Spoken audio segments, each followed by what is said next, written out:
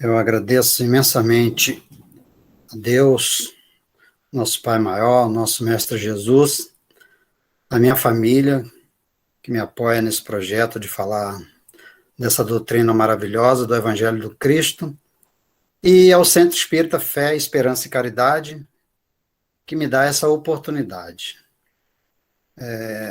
Que a paz do Cristo possa estar conosco, que nós tenhamos uma noite agradável, de aprendizado, e então hoje eu vou falar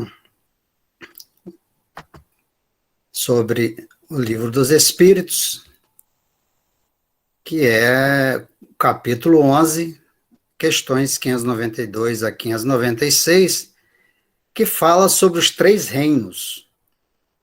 E coube a mim, né, falar sobre os animais e o homem. Então vamos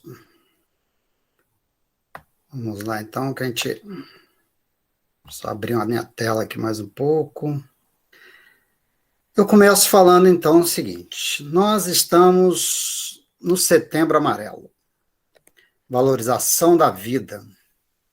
E o estudo de hoje, ele mostra o porquê devemos valorizar a vida, vendo o trabalho imenso da espiritualidade para que cheguemos ao estágio em que estamos hoje. Não é justo que não valorizemos a vida. Então, o mínimo que nós podemos fazer é dar valor à vida e ter gratidão com esses espíritos iluminados e, sobretudo, com Jesus, nosso Mestre, e Deus, nosso Pai. Antes de eu entrar, então, nessa questão 592, que é falando sobre o homem e o animal, né, eu vou falar, quer dizer, animais e o homem, né? Eu vou ter que falar um pouco sobre a questão 585, para que a gente possa entender, porque semana passada eu não vi, inclusive, quem fez a apresentação, me parece que foi a Sônia Nilo, se eu não me engano, né?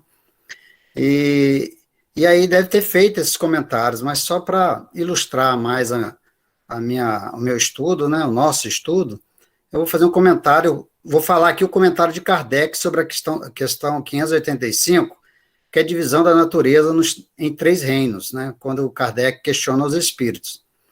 E aí ele diz o seguinte, até não estou falando que é a resposta dos espíritos, mas um comentário de Kardec, né, que ele diz o seguinte: a matéria inerte que constitui o reino mineral só tem em si uma força mecânica.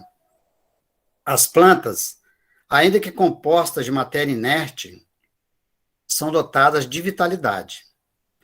Os animais, também compostos de matéria inerte e igualmente dotados de vitalidade, possuem, além disso, uma espécie de inteligência instintiva, limitada e a consciência de sua existência e de suas individualidades.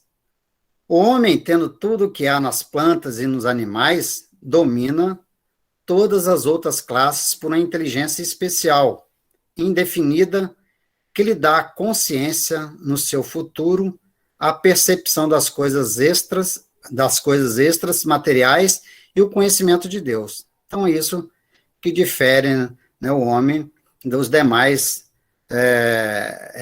segmentos desse reino. E então Kardec faz esse comentário dizendo, né, que a gente, o princípio espiritual, a gente vai ver ao longo do nosso bate-papo aqui, ele vai desde lá o mineral até o estado hominal e chegar até o angelical, né? É a nossa evolução, o caminho que a gente segue até nós chegarmos a espíritos, então, espíritos puros. Se a gente for buscar lá em Leon Denis, no livro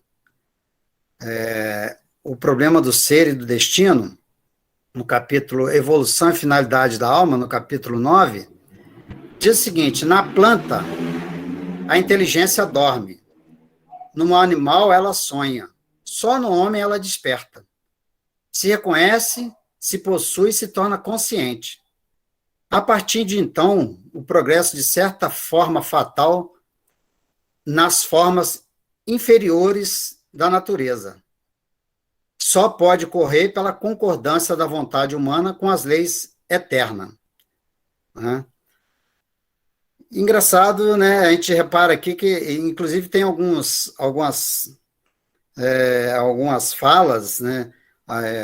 Já ouvi isso e procurei, confesso que não encontrei. Aqui quando Leon Denis fala, ele fala que na planta a inteligência dorme, né? Ele não citou aqui o mineral, embora ele cita no livro, mas essa sequência aqui que ele deu, né, ele colocou na planta a inteligência dorme, no animal ela sonha, só no homem ela desperta. E aí eu fui na questão 540, né, do Livro dos Espíritos, que diz o seguinte: os espíritos que exercem a ação dos fenômenos da natureza operam em conhecimento de causa, usando no livre-arbítrio ou por efeito de instinto ou refletido impulso. Aí os espíritos respondem, uns sim, outros não. Os mais atrasados, sob a tutela de espíritos superiores, contribuem para a harmonia geral. Enquanto ensaiam para a vida, antes que tenham plena consciência, vamos prestar atenção nesse comentário aqui, né? Enquanto se ensaiam para a vida, esses espíritos, né, que agem na ação da natureza, se eu não me engano, foi até o Vigílio que falou esse assunto aí, num estudo que foi feito. Né? Então, esses espíritos, enquanto ensaiam para a vida, antes que tenham plena consciência de seus atos e estejam no gozo pleno do livre-arbítrio, atuam em certos fenômenos de que inconscientemente se constituem os agentes, desde o átomo primitivo até o arcanjo, que também começou por ser átomo.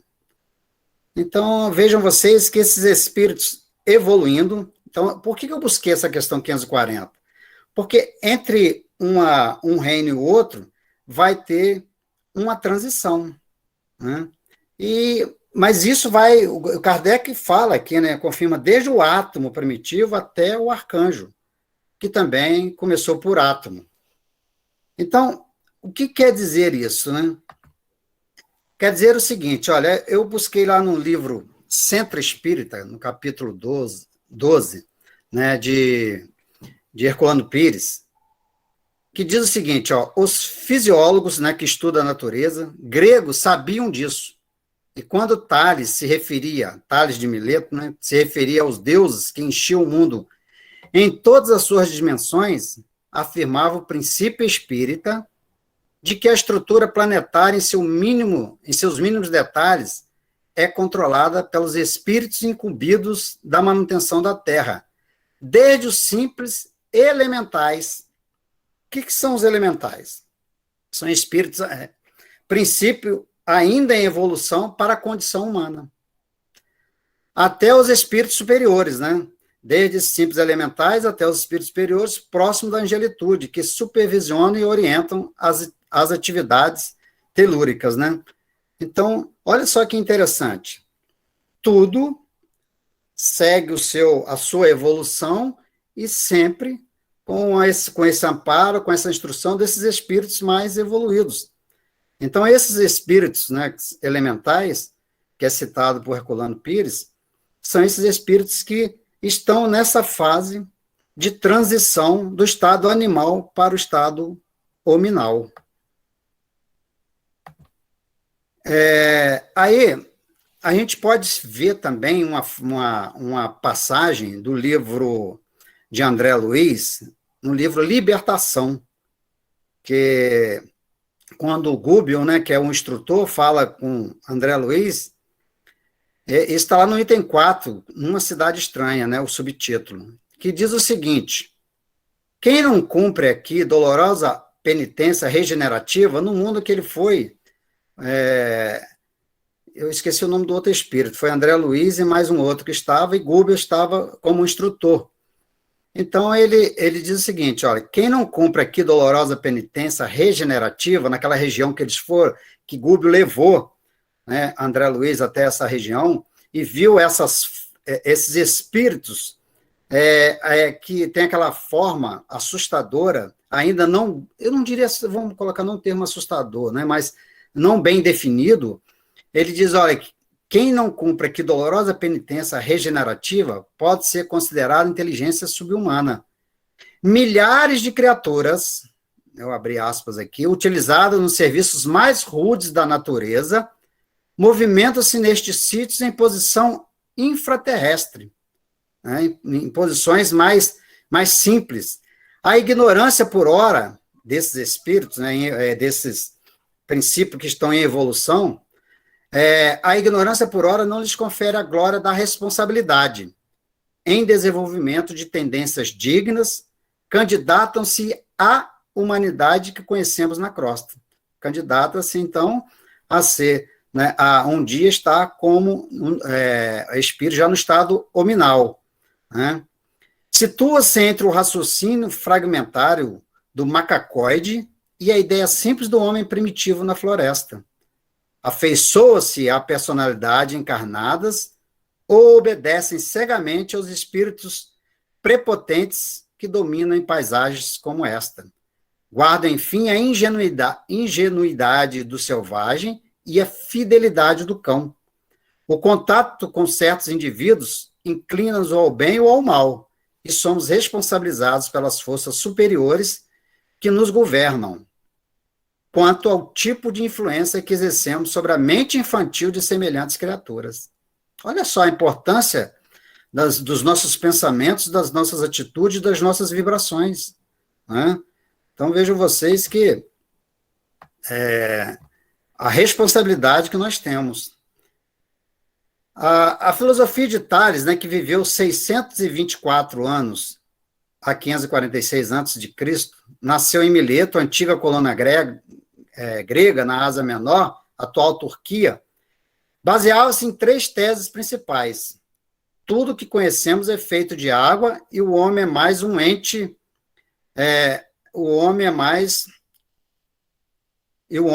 um ente desse meio. Todas as coisas, incluso os inanimados, que são os inanimados, sem o princípio vital, estão cheios de vida. Olha só, isso há 2.400 anos, mais ou menos, antes de Kardec. Por outro lado, as mudanças de geração só podem ser alcançadas pela condensação e a rarefação, ou seja, a mutação, a transformação da matéria. No naturalismo, né, o Tales esboçou o que podemos citar como os primeiros passos do pensamento teórico evolucionista. O mundo evoluiu da água por processos naturais, disse ele aproximadamente 2.460 anos antes de Charles Darwin. E quem foi, né? Como nós sabemos, Charles Darwin foi célebre por seus avanços sobre a evolução nas ciências biológicas. Juntamente com Alfred Wallace, estabeleceu a ideia de que todos os seres vivos descendem de um ancestral em comum. Quando que ele publicou esse livro, que foi A Origem das Espécies? Em 24 de 11 de 1859. Então, ele foi contemporâneo de Kardec, né? E surgiu depois que Kardec, os espíritos, né? Kardec codificou o Livro dos Espíritos, compilou o Livro dos Espíritos, né? Então, olha só que interessante, a espiritualidade já tinha apresentado isso para a gente, né? E veio, então, de outra forma, até uma forma mais completa, porque ele fala dos primatas, né? Transformação dos primatas, se transformou depois, né? Foi para o estado hominal, e olha que interessante, como é interessante a nossa querida doutrina espírita. E agora eu entro, então, com essa pequena introdução, eu vou entrar na questão 592, que é o estudo, então, da nossa noite, né? E, então, Kardec pergunta aos espíritos, se pelo que toca a inteligência, compararmos o homem e os animais, parece difícil estabelecer-se uma linha de demarcação entre aquele e estes, porquanto alguns animais mostram, sob esse aspecto, notória superioridade sobre certos homens. Pode essa linha de demarcação ser estabelecida de modo preciso? Né? Olha que pergunta interessante, né? Às vezes, nós, seres humanos, agimos como os verdadeiros animais irracionais, né? Essa foi, por isso que Kardec perguntou, né? Será que ele vai, esse homem que aparentemente, né, se comporta de forma como um animal irracional? Aí a resposta dos espíritos, olha que interessante. A este respeito, é completo desacordo entre os vossos filósofos. Querem uns que o homem seja um animal e outros que o animal seja um homem. A gente vê muito isso no nosso dia, né? Atualmente, né? As pessoas com seus animaizinhos, que tem que ter todo respeito, principalmente nós que sabemos que ele vem numa evolução que nós passamos, né, por esse estado, por esse reino. E às vezes tem gente que quer ter um animal como se fosse um filho. Tudo bem, tem que ter carinho, tem que considerar, mas o animal é o animal, o ser humano é o ser humano, né? Eles estão todos em erro, né? O homem é um ser à parte, que desce muito baixo algumas vezes. Às vezes a gente faz isso. E que pode também elevar-se muito alto. Pelo físico, é como os animais, e menos bem dotado do que alguns deles, né? Ou muito destes. A natureza lhes deu tudo o que o homem é obrigado a inventar com a sua inteligência para a satisfação de suas necessidades e para a sua conservação. Seu corpo destrói como dos animais. Né? É certo, mas ao seu espírito está assinado um destino que só ele pode compreender, porque só ele é inteiramente livre. Né? Pobres homens que vos rebaixais mais do que os brutos. Não sabeis distinguir-vos deles? Reconhecei o homem pela faculdade de pensar em Deus. Então, todo homem, por mais bruto que seja, ele pensa em Deus. Né? Você quer ver? Muitas vezes, às vezes, a pessoa nem acredita em Deus. Né? Por exemplo, eu tenho um amigo, né, que ele é ateu, mas gosta muito de conversar comigo. Né? Interessante. Ele diz o seguinte, olha, João, eu sou ateu, mas se um dia eu tiver uma religião, eu quero ser espírita. Porque eu penso mais ou menos assim, mas se diz ateu. Mas mesmo essas pessoas que falam isso, mas quando a coisa fica difícil, né, quando ela quer buscar uma resposta, a quem ela recorre? Ah, Deus, me ajuda. Né? Então, no fundo, todos nós temos plantado lá no nosso, né, perispírito essa sementinha, né, para que a gente possa fazer com que ela cresça no momento oportuno. E vem sobre essa questão da inteligência dos animais, que às vezes, né, como Kardec perguntou, parece que é maior do que a do homem. Miramês vem e fala o seguinte, há um conceito errado no que diz que certos animais já foram homens. Isso seria degradação, e o espírito não regride. Né? Porque tem filosofias, ou não sei se eu posso falar assim, religiões, eu acho que sim, né, que defende, fala que vai ter esse estudo, termina até esse capítulo, né, que nós estamos estudando, que vai falar sobre a metempsicose. Mas nós, espíritos, sabemos que o espírito não pode regredir. Como pode voltar, diz Miramês, de onde veio em situações piores por causa de certas faltas cometidas, por um deslize, por um erro? A gente vai voltar, né, por uma outra fase da nossa evolução? Então, isso não existe. Se nós adquirirmos o conhecimento intelectual e moral, sempre o teremos. Né? Tá certo que nós temos nossos altos e baixos, ainda espíritos imperfeitos que somos. Se alguns homens descem abaixo do animal, usando mal a sua razão, não quer dizer que esses homens regrediram.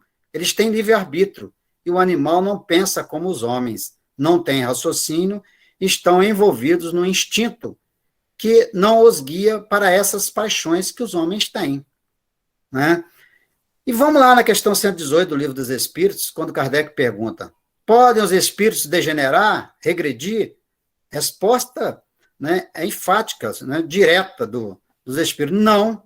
À medida que avançam, compreende que o que os distanciava da perfeição. Concluindo uma prova, o espírito fica com a ciência que daí lhe veio e não esquece. Pode permanecer estacionário, mas não retrograda. Então, disso a gente não tem dúvida. Né? E vamos, então, para a questão 593, que diz o seguinte, poder-se-ia dizer que os animais só obram por instinto?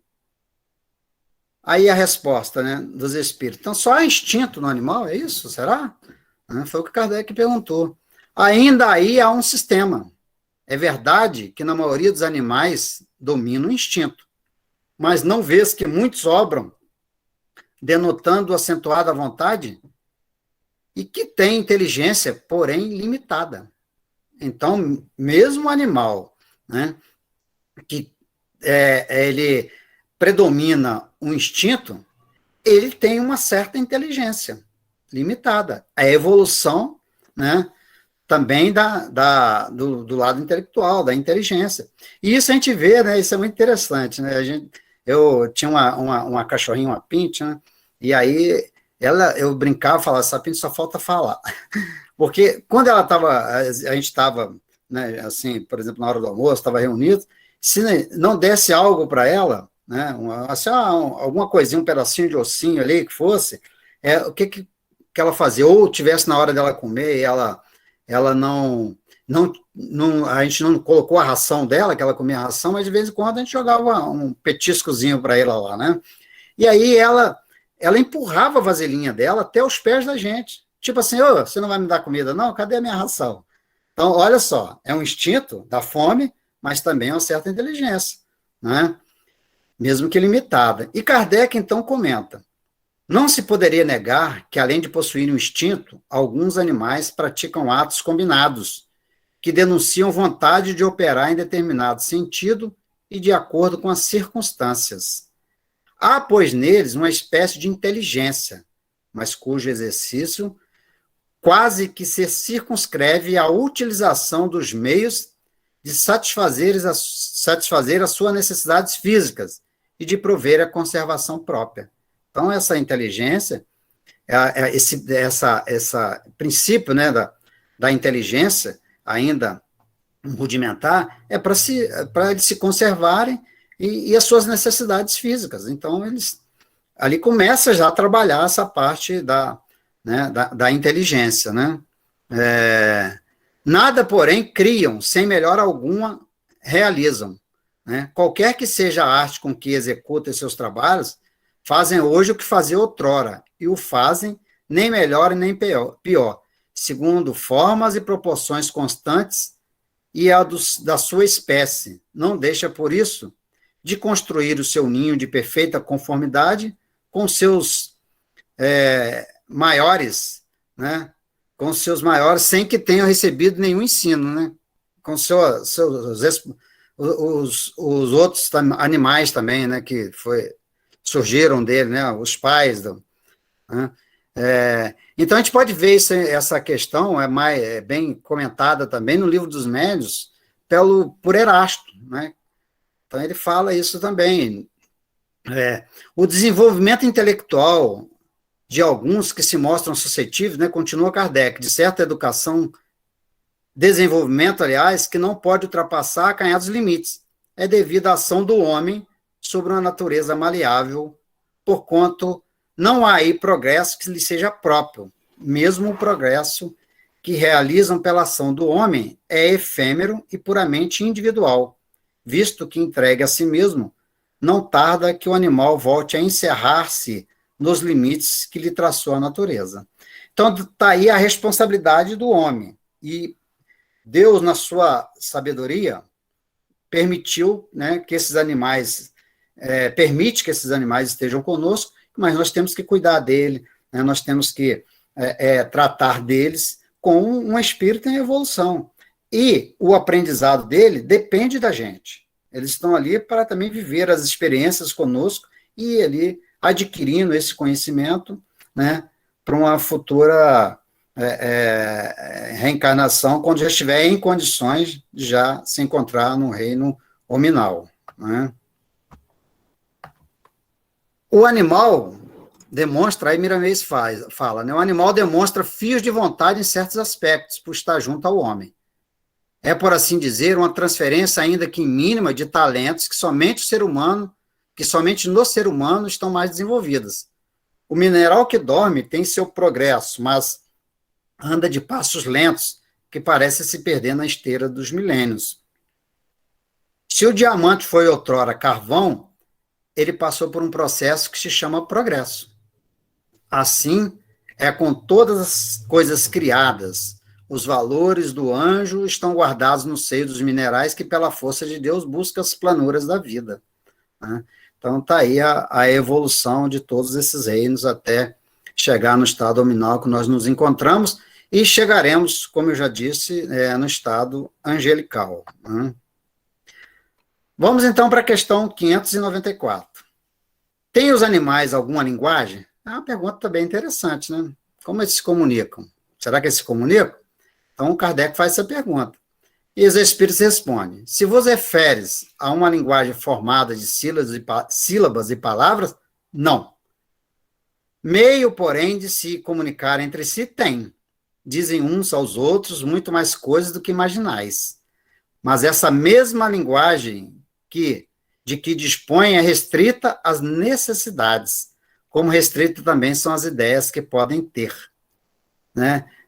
Quando eu montando esse estudo, fazendo esse trabalho, pesquisando, aí eu falei, olha, é interessante, né, como os animais se comunicam. Se a gente parar, a gente olhar lá a formiguinha, né, vai ver, ela vai carregando a sua folhinha ali, e de repente ela está seguindo um caminho, umas passam direto, outras não. Às vezes, geralmente elas passam, fica ali, tem um contato uma com a outra, e se comunicam e depois continuam o seu caminho. Mas eu falei, olha só, essa resposta dos espíritos é muito interessante, né? Essa linguagem que eles possuem, essa comunicação, ela é restrita às necessidades. Tem hora, né, a gente que tem o livre-arbítrio, a gente exacerba, né, nessa necessidade nossa, e eu fiquei pensando assim, pelo menos as formigas não são maledicentes, né? Deixar a gente fala demais, né? Aí continua a pergunta. Há, entretanto, animais que carecem de voz. Esses parece que nenhuma linguagem usa. Não?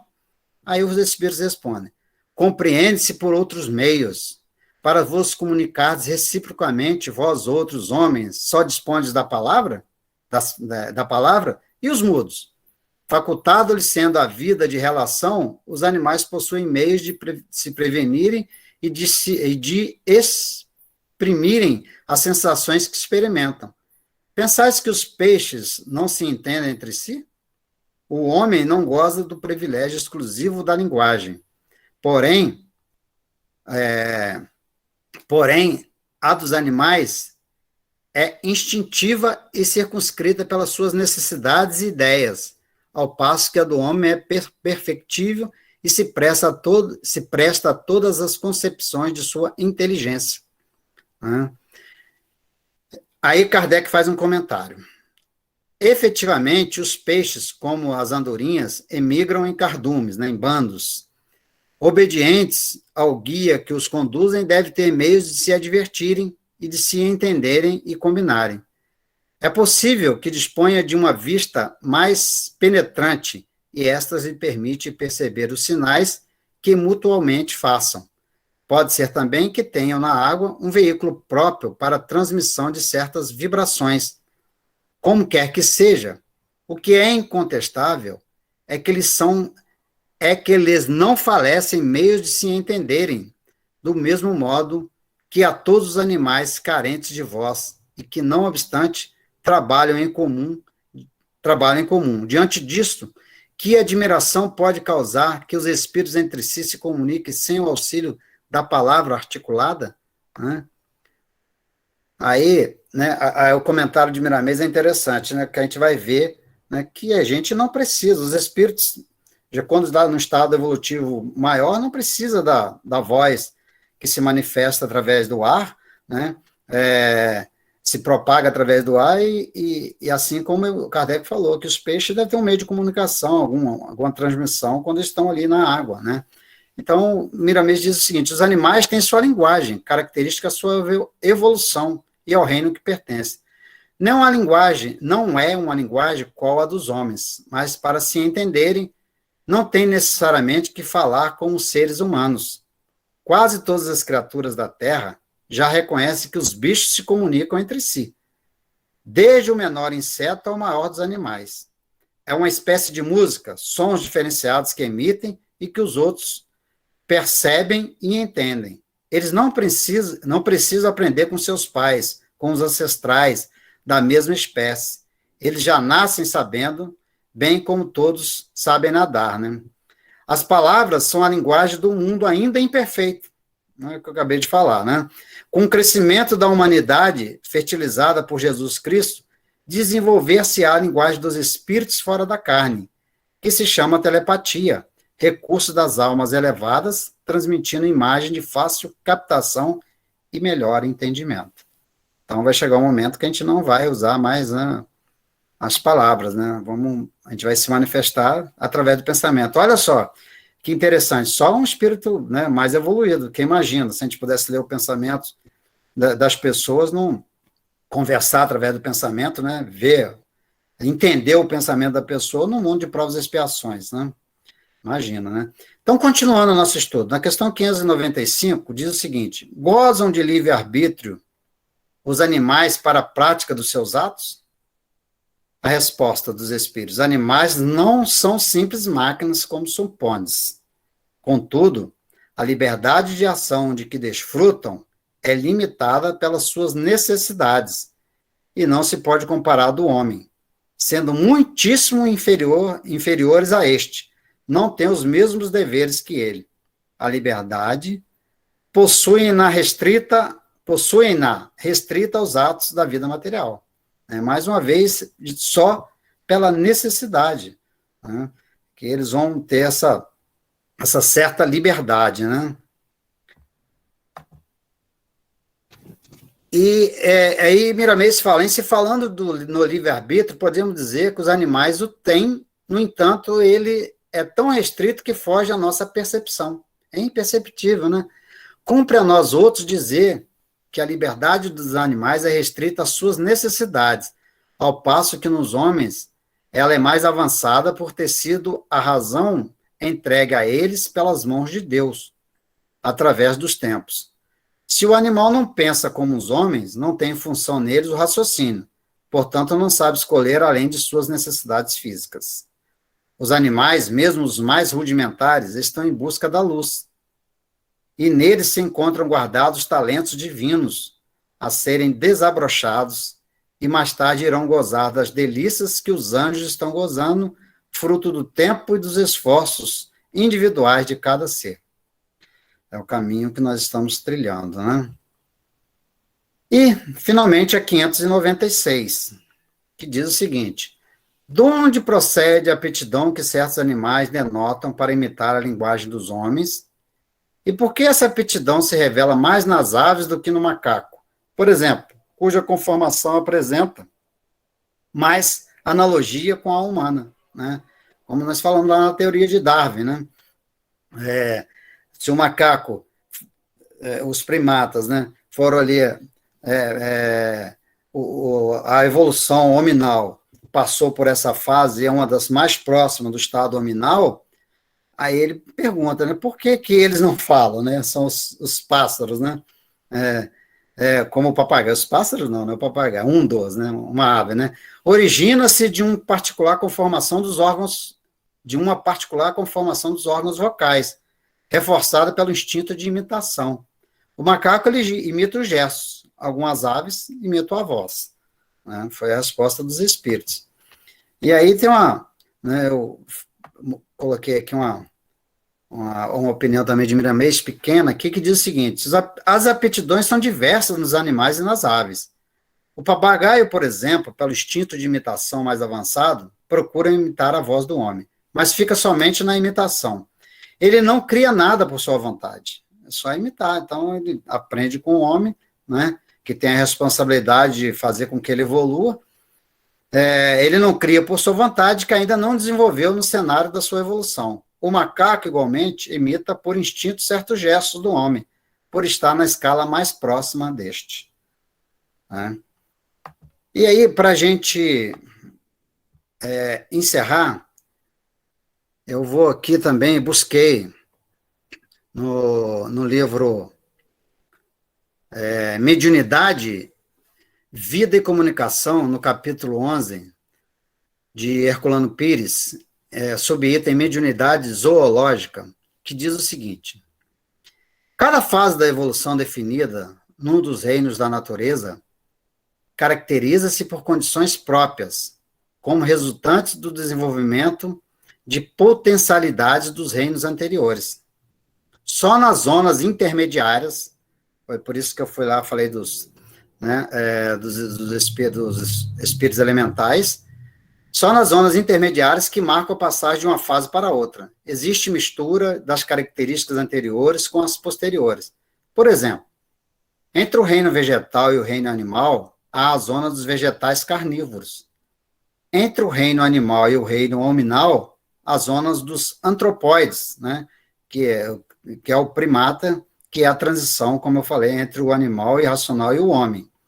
No reino mineral, dividido do vegetal por espécies indefinidas, em que se destacam os vegetais minerais.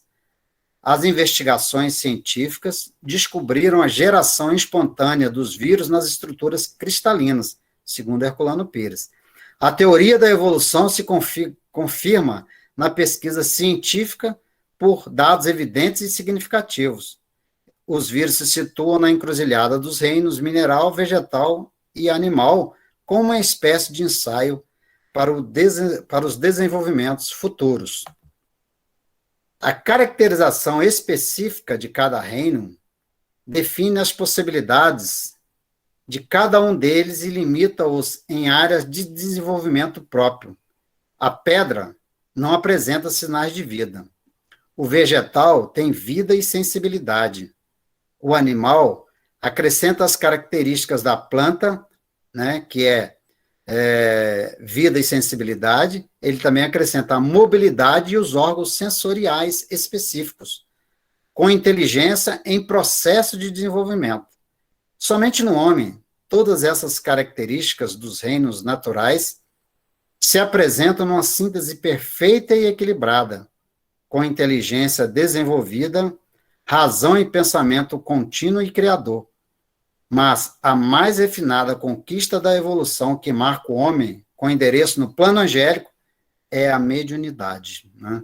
Bacana, né? Encerra, então, esse assunto falando sobre a mediunidade, que é uma ferramenta que leva o homem, então, a se aproximar, a chegar ao seu estado angelical, que é um sentido mais apurado, a nossa mediunidade.